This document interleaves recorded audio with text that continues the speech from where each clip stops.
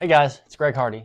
And like the title says, if you're in your 20s, you really need to listen to this video. If I could go back 20 years or so and apply what I know now to my 20-something self, wow, how things would be different. Hindsight is 20/20, right? In this video, we will cover some basics for you to get started out on the right foot. But before we get started, I ask that you hit that like and subscribe button. It helps me continue producing this content, and it'll allow me to reach my goal of growing this channel and reaching more people. Your 20s are a time in your life where you get your first real job and start making some real money. You might be tempted to buy an expensive car or stuff that you really don't need because now you have money to spend. Don't waste your money on stuff that doesn't have real value. Debt can mount quickly if it goes unchecked, and the last thing you want is to rack up a mountain of debt and stifle your chance to get wealthy. If you already have debt, create a plan to get it out of your life quickly. I have a few videos on budgeting that I recommend you watch. If you start investing at age 25, you can be a millionaire at 60 by investing half as much each year as someone who starts at 35. Now think about that. I used to think, I have plenty of time to invest. I'm still young. But when you're young, you're flexible in what you can afford to invest and what you can afford to lose. Don't procrastinate as time is on your side. Also, increasing your financial literacy will help you understand finance and economic news, and then give you confidence to make decisions on your own investments. Now let's go over 8 steps that will surely put you on the right track to building wealth. Number 1 is managing debt. At this point in your life, you may be starting to accumulate debt, whether that be through a car, student loans, or even credit cards. A lot of 20-somethings can feel stressed with what they owe. Every dollar spent on debt could have been used to further one of your financial goals. If your debt load is increasing, developing and implementing a plan to eliminate it is critical for long-term wealth. Being tied to the payments on loans can rob your future self of real wealth. There are methods that you can use to attack debt with a vengeance. One method is the debt avalanche, which focuses on making minimum payments on all debt and using any extra funds to pay off the debt with the highest interest rate first. You then repeat that cycle until all debts are paid. The other method is the debt snowball, in which you pay off the smallest debt first regardless of the interest rate. When the smallest debt is paid in full, you roll the minimum payment you were making on that debt into the next smallest debt payment. As each debt is paid, the amount you apply to the next debt gets larger and larger. Number 2 is an emergency fund.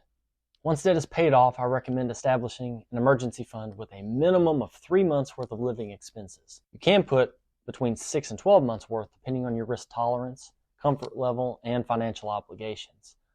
This money is not to be touched ever unless it is an emergency. Some examples may include car repairs, home repairs, medical bills, or reduction or loss of income. This money should be put into a high-yield savings account so you can draw some interest on it while it sits there. As your income increases, don't forget to increase the amount you have in this account. Without savings, a financial event, even a small one, could set you back. And if it turns into debt, it could potentially have a lasting impact. Cash in the bank brings peace of mind. Set a specific goal for how much you need to have in your emergency fund and when you realistically can have it by. Set it to transfer into your savings account automatically from your paycheck. That way it doesn't get spent on takeout food or some sale in your favorite store. The sooner you start the emergency fund, the better. Number 3 is investment options. Take time to learn different investing options, from stocks and bonds to real estate and commodities to mutual funds and ETFs. Read books or even watch this channel to learn all you can. Knowledge is power, and it can't ever be taken away from you. So learn as much as you can while you're young. With my experience being in real estate, that's where I'm the most comfortable investing. Therefore, a larger portion of our investments are in real estate. You'll learn over time that you'll tend to invest in what you know the most about. Number 4 is diversification. Ever hear the saying, don't put all your eggs in one basket? If you go all in on one investment and it tanks, you run the risk of losing everything. Diversification is an investing strategy used to manage risk.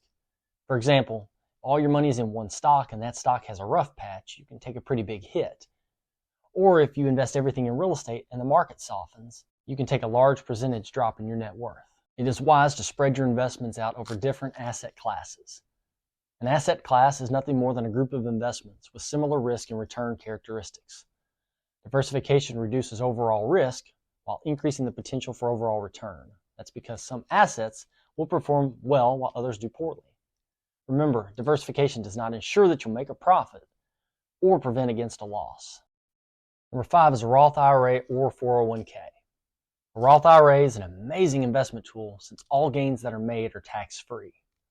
Since a Roth is made with after-tax dollars, you don't have to pay taxes upon withdrawals in retirement. As soon as you're able to open one, do it. Even if you can't max it out, anything you put in there will have decades and decades to grow. Being young, compounding interest is your best friend. If you're interested in other ways to grow your wealth, I'll link one of my wealth building videos here.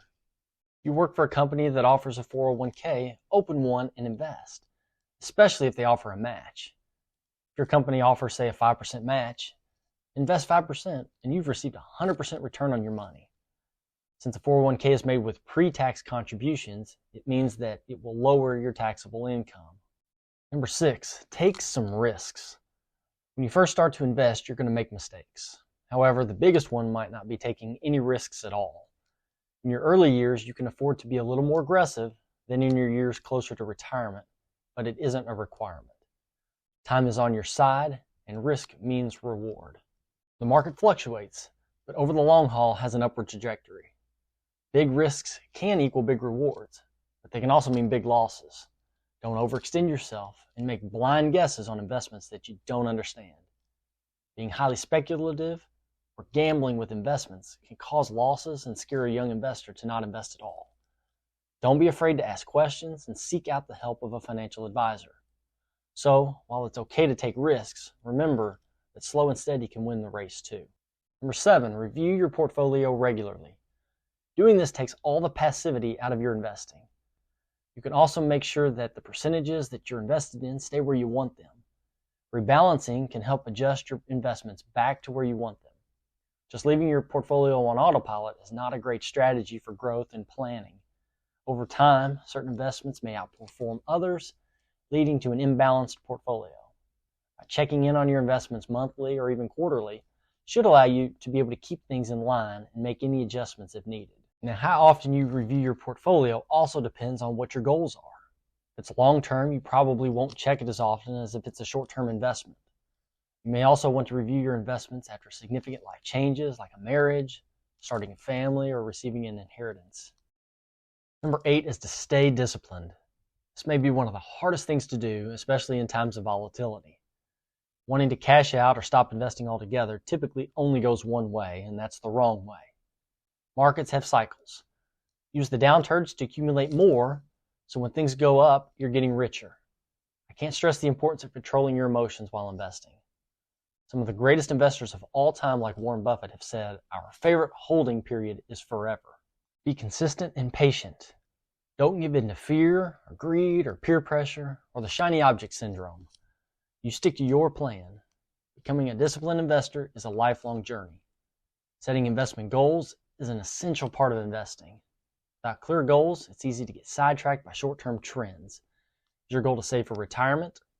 Maybe it's a down payment on a home. Whatever those goals are, make sure you set clear and attainable timelines. I have a video on setting SMART goals that I encourage you to watch. Navigating through your 20s can be like stepping onto a fast-moving treadmill.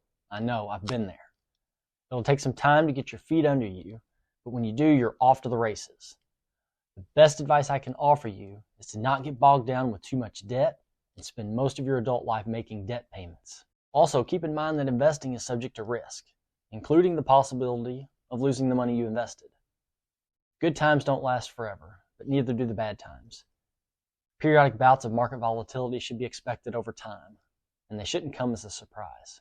Establishing retirement accounts as soon as possible and consistently contributing to them every paycheck will set you up for great financial success. Remember to be diversified and to monitor your investments monthly or quarterly. Make it a goal to invest 15% of your income, whether that's between your 401k and Roth IRA account, or maybe between a Roth and real estate. Also, continue to learn and educate yourself on financial literacy.